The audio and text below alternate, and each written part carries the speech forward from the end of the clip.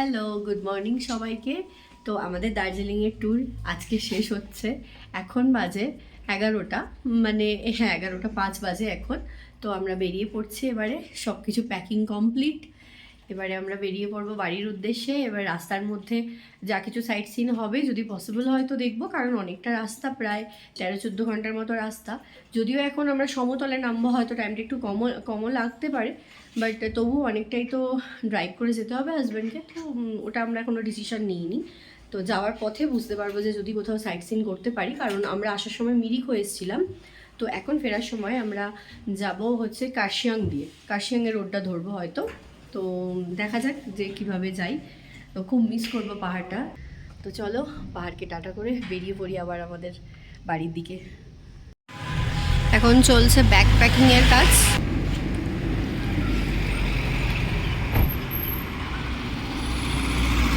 এই সামনে দিয়েই কিন্তু দার্জিলিং ম্যাল যে রাস্তাটা, এই রাস্তাটাই কিন্তু দার্জিলিংয়ে ম্যালের রাস্তা। আর সমস্ত ভিউ পয়েন্টগুলো কিন্তু আমাদেরকে এই দিক দিয়ে যেতে হয়েছিল। যাই হোক, আমাদের জার্নি আজকে এন্ড হলো। তো আমরা এখন বাড়ির দিকে যাব, তার প্রস্তুতি তুঙ্গে। চলো, এই জায়গাটা হচ্ছে ডালি মার্কেট। তো এইখানে এই যে ওদিকে, হ্যাঁ এটা হচ্ছে অ্যাকচুয়ালি ডালি ট্যাক্সি স্ট্যান্ড। ট্যাক্সি তো না, এখানে সব সময়ই চলে বেশিরভাগ। তো এইটাতে এখন জ্যাম লেগেছে, কিন্তু এই দিকটাতেই মোটামুটি এই মার্কেটের মধ্যেই, ডালি স্ট্যান্ডের মধ্যেই সমস্ত গাড়ি পেয়ে যাবে তোমরা সাইট সিনিংয়ের জন্য। এখান থেকে গাড়ি বুক করেও যাওয়া যায়।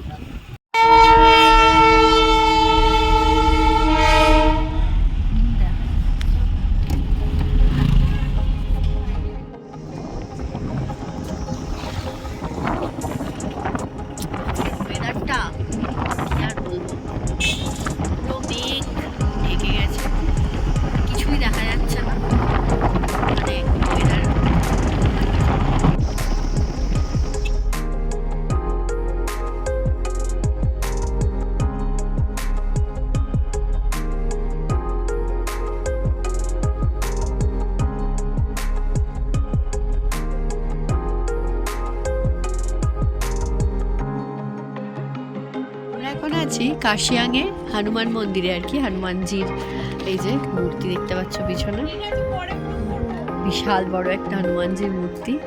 তো এখানে এসছি, যেটা হনুমান টপ আর কি। এখানে আমি জাস্ট, আজকে ওয়েদারটা তো তোমাদের বলেইছি আগে, দেখো নিচে কিছুই দেখা যাচ্ছে না। এইদিকে হচ্ছে আমরা গাড়ি পার্কিং করেছি, আর এই রাস্তাটা চলে গেছে আরো উপরের দিকে। আমরা আছি একদম পাহাড়ের টপে মন্দিরটা। কুয়াশাটা না থাকলে নিচে থেকে, অনেকটা নিচে থেকে যদিও দেখা যায়, ওনারা বলেছিলেন এখানকার।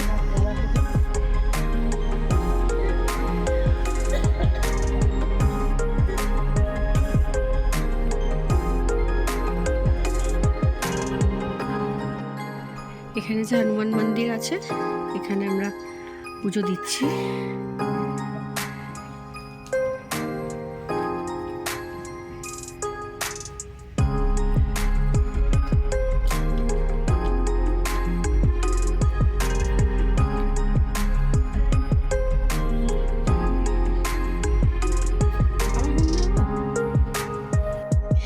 হনুমানজির মূর্তিটার ঠিক পিছন দিয়ে একটা রাস্তা চলে গেছে চা বাগানের দিকে।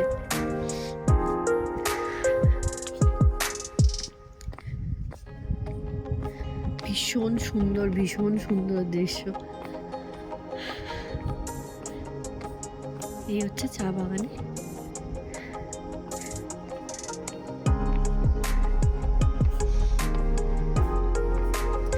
এখান থেকে নিচের ভিউটা জাস্ট দেখো। এখানে একটা জিনিস দেখলাম, বাড়িগুলো এত কালারফুল না, বেশ পাহাড়ের দূর থেকেও খুব সুন্দরভাবে দেখা যায় আর কি।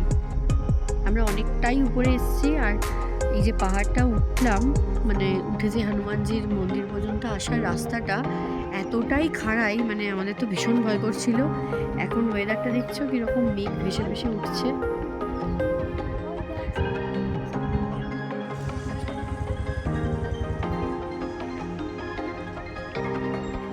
হনুমান মন্দির থেকে নেমে একটুখানি আবার একটা রাস্তা থেকে আমাদেরকে উপরে উঠতে হবে। আমরা এখন যাচ্ছি ডাউহিলের পথে। ডাউহিল যাওয়ার পথে রাস্তাগুলো কিন্তু বেশ সরু। অপোজিট থেকে যদি কোনো গাড়ি আসে সাইড দিতেও কিন্তু খুব প্রবলেম হচ্ছিল আমাদের। আর যেহেতু আমার হাজব্যান্ডের তো অভিজ্ঞতা নেই পাহাড়ি এলাকায় গাড়ি চালানো, কিন্তু তবুও অনেক ভালোভাবে গাড়ি চালিয়েছে।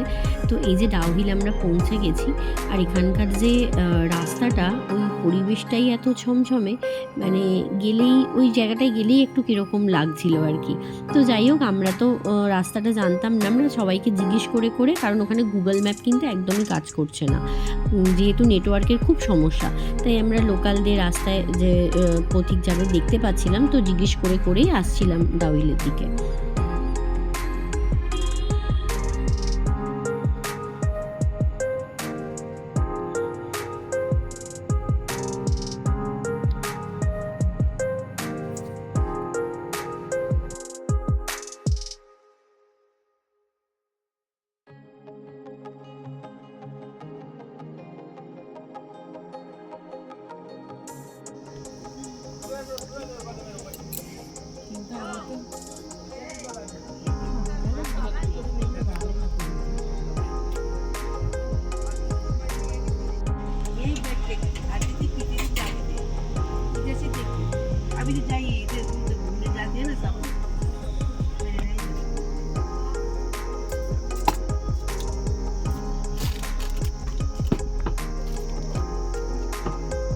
তাহলে আমরা ডাউহিলে ভূত দেখতে যাচ্ছি।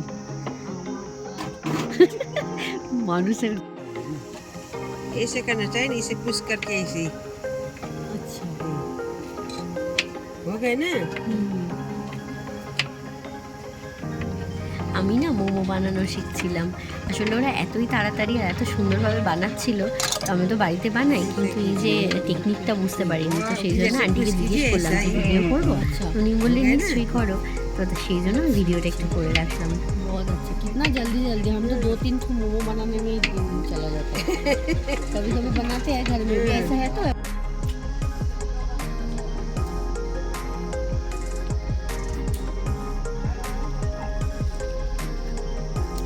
এন্ট্রি ফি 20 টাকা, এখানে টিকিট কাউন্টার।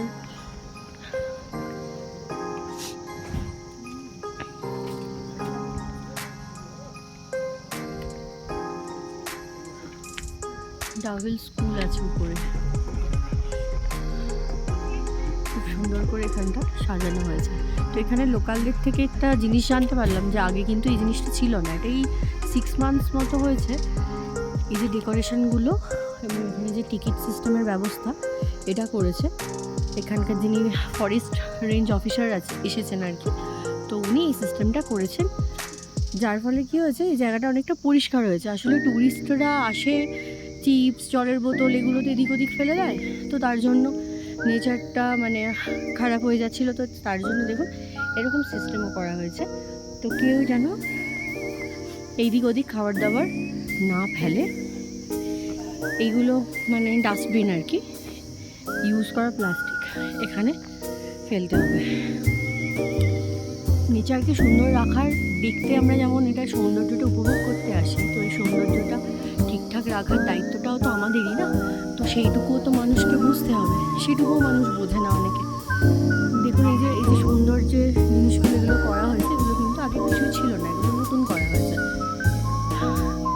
নিচে ওনাদের সাথে একটা কথা বললাম, যে জিজ্ঞেস করলাম যে এখানে যে ভৌতিক যে গল্পটা আছে ডাউহিলের, সেটা কি সত্যি? কিন্তু এখানে আমরা এখন এসেছি মোটামুটি 2:30 মতো বাজে, দুপুর 2:30। একটু পরে মানে সন্ধ্যের টাইম থেকে ওই জিনিসটা ফিল করা যায়।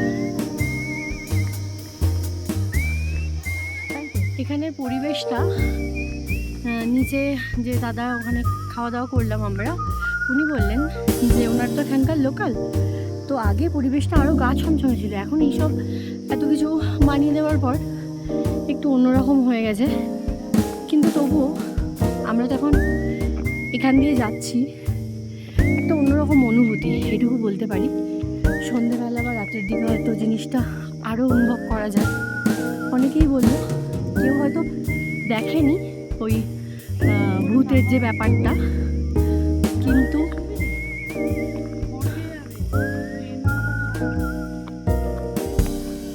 সবাই কিছু না কিছু শুনেছে আর কি। ডাউহিলের এই যে পরিবেশটা, এই জঙ্গলটার মধ্যে ঢুকলেই বোঝা যায়। এই যে দেখো, এই দিক দিয়ে একটা শর্টকাট রাস্তা চলে গেছে, ওই উপরে চলে যাওয়া যায় এখান দিয়ে। শর্টকাট দিয়ে যাবি নাকি?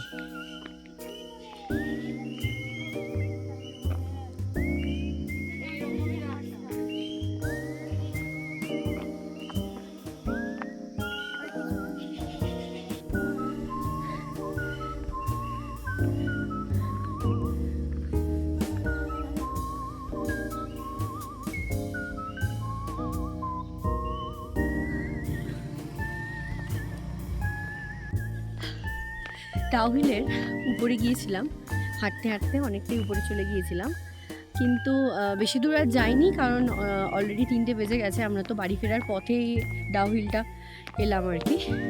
তো এবারে আমরা নিচে নামছি। এই যে দেখো নিচের দিকে রাস্তা। এখানে ভিউ পয়েন্ট বলতে এই জঙ্গলটার মধ্যে দিয়ে হেঁটে যাওয়া, আর ওই একটা অনুভূতি, আর সেই সব গল্প যেগুলো ভূতের এখানে মানে প্রচলিত বলতে পারো। অনেকেই বলছে যে শুনেছে, কিন্তু কেউ কিন্তু কিছু কোনোদিন দেখেনি। কিন্তু ওই অনুভূতিটাই জাস্ট, ওই অনুভূতিটা যে যার মতো। একটা পাটা হচ্ছে সেই বিখ্যাত ডাউহিল স্কুল, হেরিটেজ স্কুল। এইটা মানে আসলে এতটাই কুয়াশা, যার জন্য আমরা অনেকটা রাস্তা বুঝতে পারছি না। তারপর ম্যাপেও এখানে যে দেখে দেখে আসবে, ম্যাপেও সমস্যা হচ্ছে। ডাউহিল থেকে ফেরার পথে আমরা একটু রাস্তা গুলিয়ে ফেলেছিলাম। আসলে ওয়েদারটা এত খারাপ, রাস্তা এত কুয়াশা, তারপরে গুগল ম্যাপও ঠিকঠাক কাজ করছে না। তো এই যে রাস্তাটা দিয়ে আমরা উঠেছিলাম হনুমান মন্দিরের সামনে দিয়ে, তো ওই রাস্তা দিয়ে আবার ব্যাকে আমরা ফিরছি।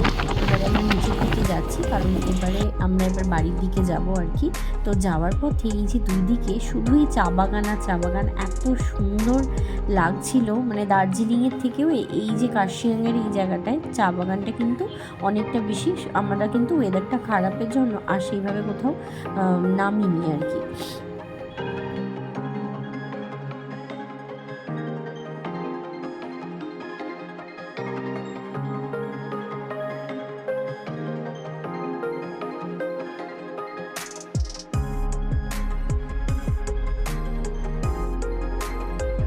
গুগল ম্যাপে রাস্তাটা দেখো কিভাবে দেখাচ্ছে।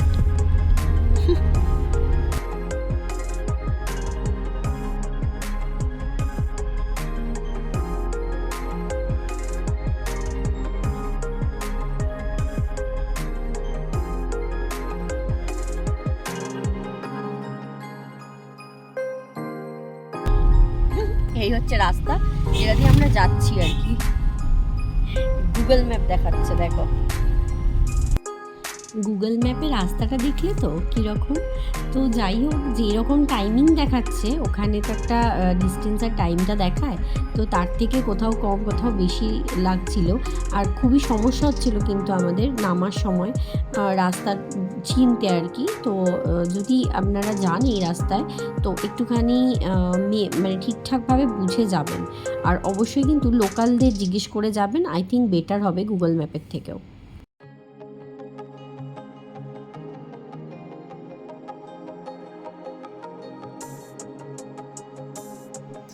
ফাইনালি আমরা কিন্তু এবার সমতলে চলে এসেছি, শিলিগুড়ি চলে এসেছি। তো তাড়াতাড়ি পৌঁছে গেছিলাম, খুব একটা বেশি টাইম লাগেনি, শুধু একটুখানি ওই রাস্তা চিনতে ভুল হচ্ছিলো তার জন্য, না হলে হয়তো আরও তাড়াতাড়ি চলে আসতাম। তো দেখতে পাচ্ছ নিচে কিন্তু দুই দিকে যে রাস্তাটা শুধুই চা বাগান। আমরা তো যাওয়ার সময় অন্ধকারে গেছি, তো রাস্তাটা বুঝতে পারিনি। তো এখন দেখলাম এখানে না একটা শুটিং হচ্ছিল চা বাগানের ধারেই। তো এখন যাওয়ার সময় দেখতে পাচ্ছি যে দুই দিকে কত চা বাগান আছে।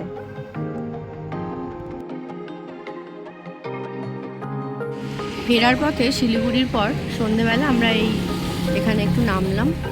একটু সন্ধেবেলা খিদেও পেয়ে গেছে, চা আর পনির রোল নিয়েছি। মোটামুটি বেশ ভালোই টেস্টি খাবার দাবার। এখন বাজে 5:56। মোটামুটি আমাদের বাড়ি পৌঁছাতে 6টা বেজে যাবে সকাল। এখন বাজে 10:30। তো রাস্তায় একটা পাঞ্জাবি ধাবা পেয়েছি, এখনও প্রায় 5.5 ঘন্টার মতো টাইম। সেই জন্য আমরা এখানে ডিনারটা সেরে তারপরে যাবো। বুঝতে পারছি না জায়গাটা কোথায়, এখনও এখান থেকে দেখাচ্ছে প্রায় 5.5 ঘন্টা 6 ঘন্টার মতো। তো সেই জন্য আমরা ডিনারটা সেরে নেব এখানে, কারণ এখানে রাস্তায় মানে খাবার পাওয়াটা খুব সমস্যা হয়ে যায় টাইমে। এখন বাজে ওই 4টে। ফাইনালি আমি বাড়ি পৌঁছে গেছি আমরা। আসলে অনেকটা রাত, যতটা রাত আমরা ভেবেছিলাম সকাল হবে, তো হয়নি, কারণ রাস্তাটা খুব ফাঁকা ছিল, সেই জন্য একটু তাড়াতাড়ি চলে এসেছি। তো যাই হোক, এখানে আমাদের জার্নি আজকে এবারের মতো শেষ হলো। তোমরা আমার ভিডিও দেখো, কেমন লাগে অবশ্যই জানিও। বাড়ি এসে এই যে লাগেজ নামানোর কাজ চলছে। আসলে এর মাঝখানে আমরা ডিনার করার পর আমি ঘুমিয়েই গেছিলাম, তো একদম চোখ খুলেছে, একদম বাড়ি পৌঁছে গেছি আর কি। তো ভাবতে পারিনি এত তাড়াতাড়ি চলে আসবে। তো যাই হোক, তোমাদের কেমন লাগলো আমার ব্লগ জানিও।